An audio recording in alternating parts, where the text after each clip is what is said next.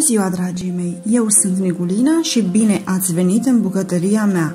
Astăzi vom face împreună spaghetti carbonara.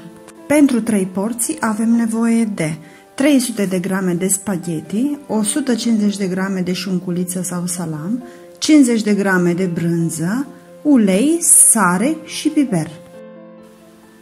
Punem apa la fiert și ne apucăm de sos. Prăjim șunculița pentru 2-3 minute. Separat într-un bol, punem ouăle, le batem foarte bine.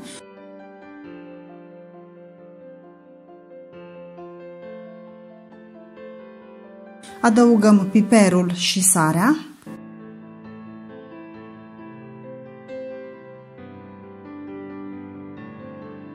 Adăugăm brânza și apoi un polonic de apă fierbinte din oala de paste. Scurgem pastele și le adăugăm în tigaia în care am prăjit șunculița și o mai lăsăm pe foc încă 1 minut pentru a-și lua gustul. Tragem tigaia de pe foc, o lăsăm aproximativ 30 de secunde pentru a se răcori puțin, apoi adăugăm compoziția de ou și brânză peste paste. Și pasta este gata. Poftă bună să aveți!